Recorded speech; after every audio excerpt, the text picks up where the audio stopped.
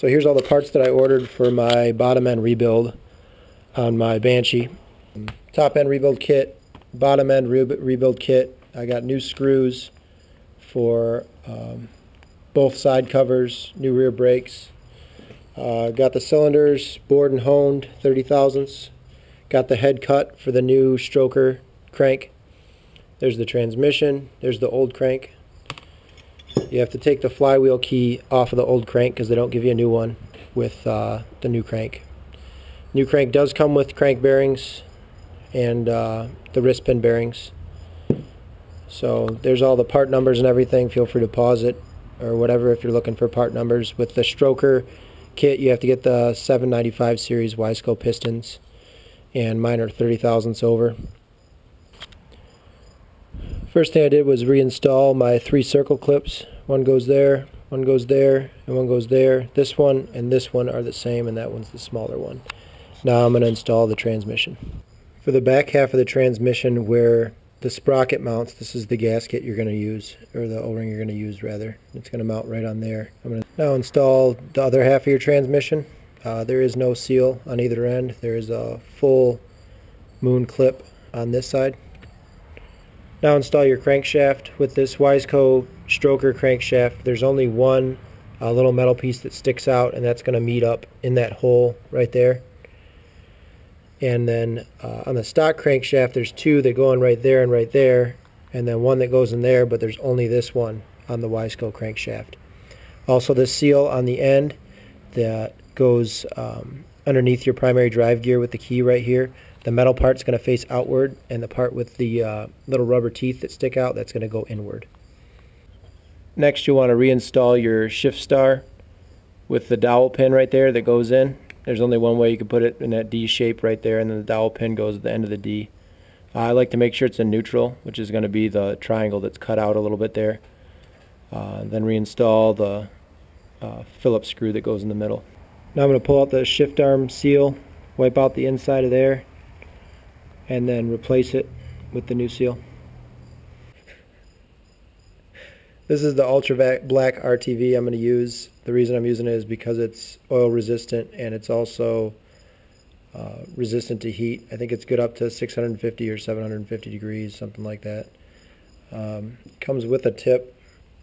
I cut it off to be about a 1/4 inch or so, and you're going to want to outline everywhere where the case halves are going to meet.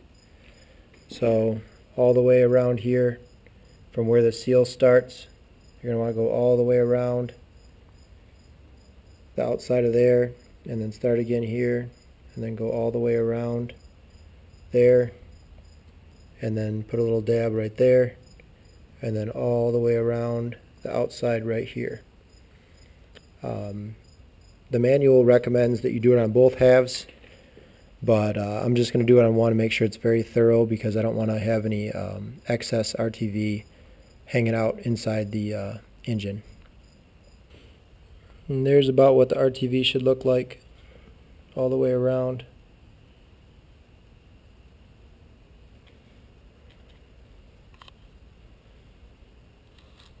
After you get the RTV on, go ahead and set the other case on, and then I flipped the engine up and then screwed these bolts on real quick. And then you're going to go through and just tighten all of them a little bit. The manual calls for, I believe, 3 and then 7 and then 20 foot-pounds, and they're actually numbered. There's 1, 2, 3, 4, 5, 6, 7, and 8. You want to go around and do 3, go around and do 7, and then go around and do 20 foot-pounds on all those, and then flip it over and install the bolts on the other side. Now I used a 5/8 socket to drive in the clutch actuator bearing, which is right underneath there. There's the part number. And then install the rubber seal, and then put the metal washer on top of that. Put the clutch actuator arm in with the spring. The spring mounts right there and then clips on right there. And then when you adjust the clutch, those 2 arrows right there need to line up. Now you're going to want to go through and torque down all of these bolts that are labeled. I think it's 9 through 15 or 16, something like that. Yeah, 9 through 16. You're going to want to tighten them down in order in the same way you did the first 8 bolts. So you're going to do just hand tight about 3 or 5 foot-pounds, then up to 7, and then do 20 with the wrench. Now install this bolt with the bracket that holds the clutch actuator arm in, and then the shortest bolt goes right in the middle and just holds this bracket in place, which holds the clutch cable and the electrical cable. Now install this bracket with these 2 Phillips screws, and then install the next bracket, which goes in those 2 holes. Now that you have those 2 brackets installed, you can install your shift arm.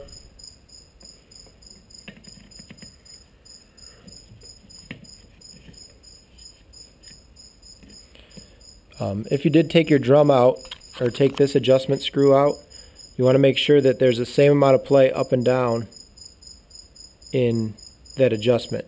If there's not, you need to break this washer loose, or this nut loose right here, and then adjust that with a standard screwdriver and then lock it back down. But there should be the same amount of play up and down in each direction.